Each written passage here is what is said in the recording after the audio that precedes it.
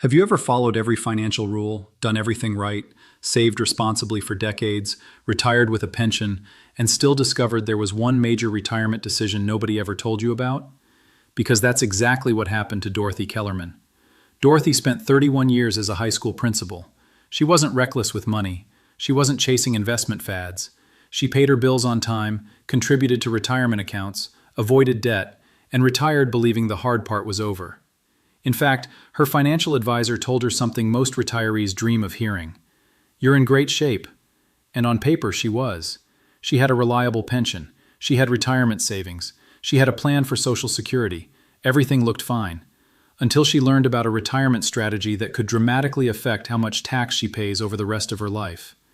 And here's what makes this story so important. Millions of retirees are sitting in the exact same position right now. They have a pension, they have money in a traditional IRA, 401k, or TSP, and they have no idea that a decision they make before the end of 2026 could have consequences for decades.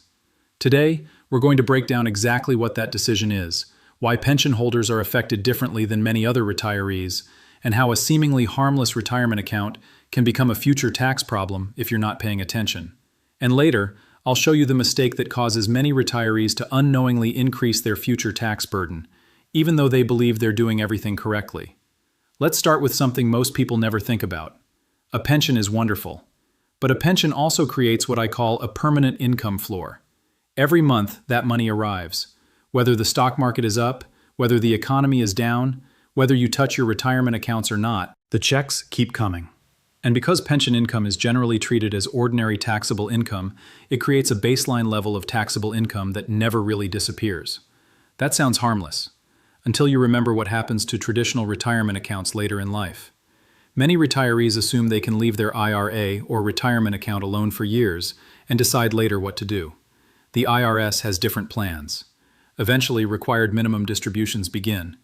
At that point, money must start coming out, and every dollar withdrawn gets stacked directly on top of the pension income that's already there. This is where many retirees get surprised, because what looked like a modest retirement account at age 65 may create additional taxable income later. In some situations, that can affect taxation of Social Security benefits.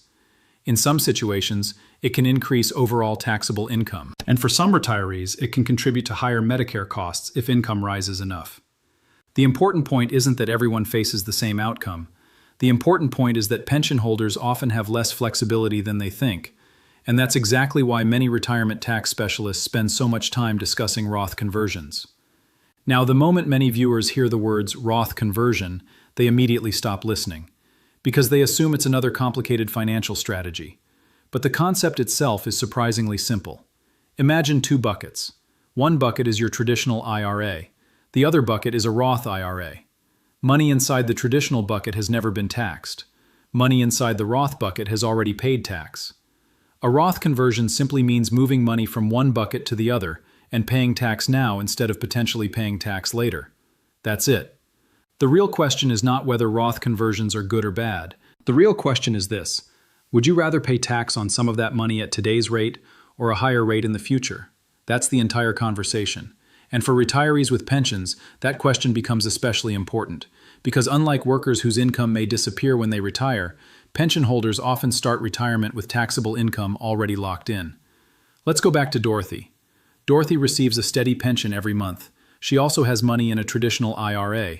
At first glance, she sees no reason to touch it. After all, why pay taxes voluntarily? That's how most people think. But when Dorothy looks ahead 10 years, a different picture emerges. Her pension is still there. Social Security is now part of the equation.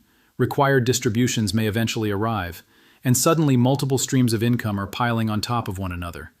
The decision she makes today isn't really about today's taxes. It's about managing future taxes before they become unavoidable. And this is where many retirees make a powerful mental shift. Instead of asking, "How can I avoid taxes this year?" they start asking, "How can I reduce lifetime taxes?" Those are very different questions. A strategy that looks expensive today can sometimes save money over 10, 15, or 20 years. Now, that doesn't mean everyone should rush out and convert retirement accounts. Far from it. Every retiree's situation is different. But what it does mean is that many pension holders should at least understand their options while they still have flexibility, because flexibility tends to shrink over time. The older we get, the more retirement income streams begin activating. The more income streams activate, the fewer planning opportunities remain. And that's why waiting indefinitely can sometimes be the most expensive decision of all. Let me give you another example. Margaret retired after nearly 3 decades of federal service. She receives a pension and also has a substantial balance in a traditional retirement account. For years, she assumed she would simply leave the account alone. Then she sat down with a retirement tax specialist. Together, they projected her future income, her pension, her Social Security, potential future distributions. What surprised her wasn't the size of her retirement savings. It was the tax impact those savings could create later. By exploring a gradual conversion strategy over several years, she gained more control over when taxes would be paid, instead of leaving every future decision to IRS distribution rules. Again, the point isn't that every retiree should do exactly what Margaret did. The point is that she examined the math before the math examined her. And that's a lesson every retiree can benefit from.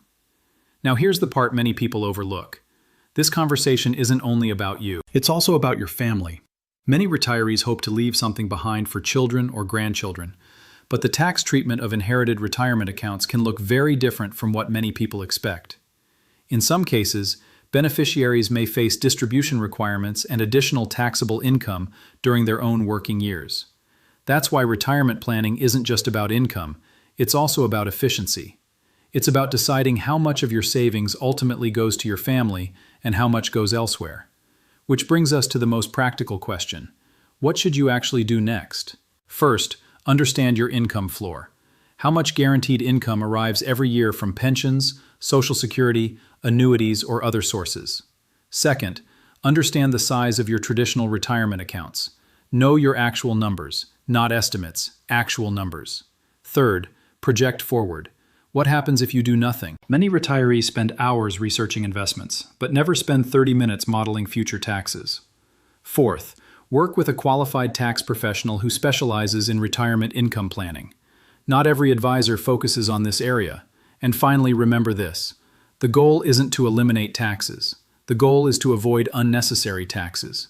There is a huge difference. Dorothy spent 31 years making responsible decisions. What ultimately protected her retirement wasn't a secret investment. It wasn't a stock tip. It wasn't a market prediction. It was understanding how her retirement income sources interacted with one another before those decisions became permanent. And that's the real lesson here. Retirement planning doesn't end when you retire. In many ways, some of the most important decisions begin afterward. The retirees who keep more of their money are rarely the ones who chase the highest returns. They're usually the ones who understand the rules, recognize opportunities early, and take action before their options disappear. And for millions of pension holders, now is the time to understand those options while they still have the ability to choose.